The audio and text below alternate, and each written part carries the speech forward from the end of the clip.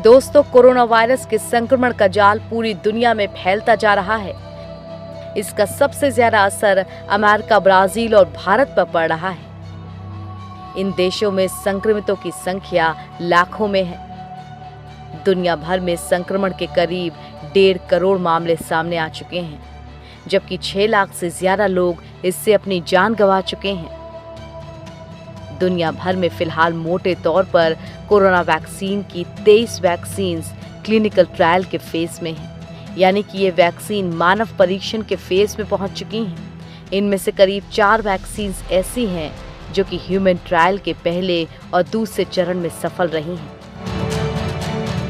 भारत में भी 2 वैक्सीन के ट्रायल पर काम तेजी से चल रहा है। देश के कई संस्थानों में इन वैक्सीन का ह्यूमन ट्रायल चल रहा है।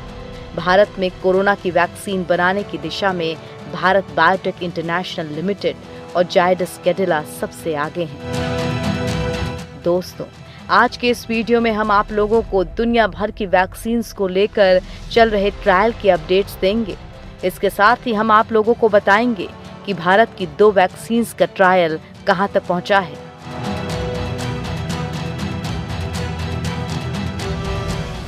दिल्ली एम्स के बाद भुवनेश्वर में कोवैक्सीन का trial.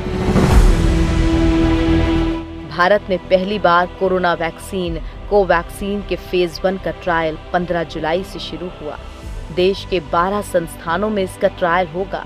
Patna AIIMS, Rohtak PGI, Delhi AIIMS और गोवा के बाद इसका ट्रायल अब भुवनेश्वर में भी किया जाएगा। भुवनेश्वर के institute of medical sciences NSUM में कोवैक्सीन का ट्रायल होगा। ICMR ने जिन 12 सेंटर्स को चुना है, उनमें से एक ये भी है। ट्रायल को लेकर सारे इंतजाम कर लिए गए हैं। यहाँ पर पहले फेज में 30 से 40 कैंडिडेट्स शामिल होंगे। फिर वो सभी ट्रायल सेंटर के टच में रहेंगे। ये ट्रायल पूरी तरीके से ICMR की देखरेख में किया जाएगा। इसके साथ ही ट्रायल की सारी डिटेल्स ICMR को भेजी जाएंगी और वहीं पर डेटा को एनालाइज किया जा रहा है। इससे पहले दिल्ली एम्स में इस वैक्सीन का सबसे बड़ा ट्रायल 100 वॉलंटियर्स पर किया गया था।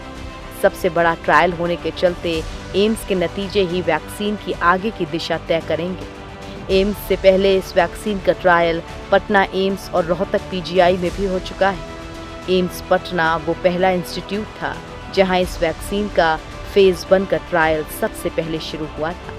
शुरुआत में वहां 10 वॉलंटियर्स को वैक्सीन दी गई थी। फिलहाल अभी तक इन लोगों में कोई भी साइड इफेक्ट देखने को नहीं मिला है। इसी तरह रोहतक पीजीआई में 3 लोगों को वैक्सीन की डोज दी गई थी। इन लोगों की भी हालत अभी तक ठीक है।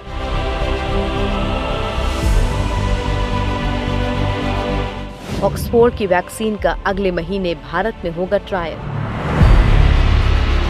दुनिया में वैक्सीन बनाने की रेस में ऑक्सफोर्ड यूनिवर्सिटी और एस्ट्राजेनेका की वैक्सीन भी है।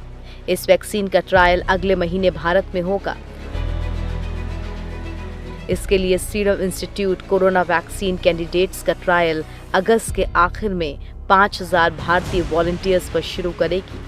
कंपनी ने ये उम्मीद भी जताई है कि सब कुछ ठीक रहा तो अगले साल जून तक वो वैक्सीन को लॉन्च कर देंगे। सीरम के CEO अदार पूनावाला की माने तो कंपनी ने वैक्सीन के तीसरे चरण का परीक्षण पूरा होने से पहले ही उसकी 30 करोड़ खुराक तैयार करने पर $20 करोड़ यानी कि 1500 करोड़ रुपए खर्च करने का खतरा उठाने का फैसला लिया है। दरअसल ऑक्सफोर्ड की वैक्सीन पर पूरे दुनिया की नजरें टिकी हुई हैं। अभी हाल ही में ऑक्सफोर्ड ने अपने पहले ट्रायल के नतीजे जारी किए थे, जो कि काफ़ी अच्छे बताए जा रहे हैं। वहीं इस वैक्सीन के भारत में होने वाले ट्रायल पर सरकार भी अपनी नज़र बनाए हुए है। सरकार इस ट्रायल के लिए कंपनी को हर संभव मदद करने को तैयार है। अगर ऑक्सफोर्ड की ये वैक्सीन सफल हो जाती है तो इसका फायदा भारत को ही मिलेगा। सीरम इंस्टीट्यूट ऑफ इंडिया पहले ही इस बात का ऐलान कर चुका है कि वो जितनी भी वैक्सीन बनाएगी उसका 50% हिस्सा भारत को और बाकी 50% हिस्सा दूसरे देशों के लिए होगा।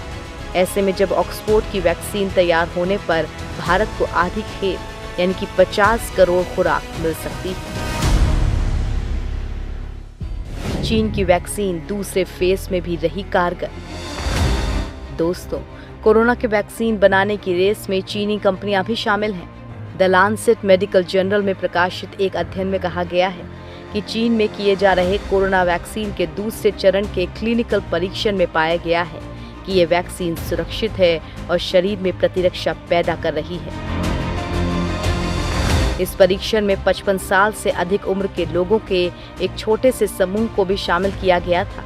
हालांकि शोधकर्ताओं ने आगाह किया है कि मौजूदा परीक्षण में शामिल कोई भी वॉलंटियर टीकाकरण के बाद कोरोना वायरस SARS-CoV-2 की चपेट में नहीं आया है। इसीलिए उन्होंने कहा कि मौजूदा परीक्षण के जरिए ये कहना संभव नहीं है कि टीके ने SARS-CoV-2 संक्रमण के खिलाफ प्रभावी सुरक्षा दी है या नहीं। चीन की सरकारी कंपनी सिनोफार्म ने अभी हाल ही में UAE में फेज 3 के ट्रायल शुरू किए थे। इनमें 15,000 वॉलंटियर्स को वैक्सीन लगाई गई थी। अभी तक की स्टडी में इनएक्टिवेटेड वायरस को सेफ और इम्यून रिस्पॉन्स बढ़ाने वाला बताया गया है।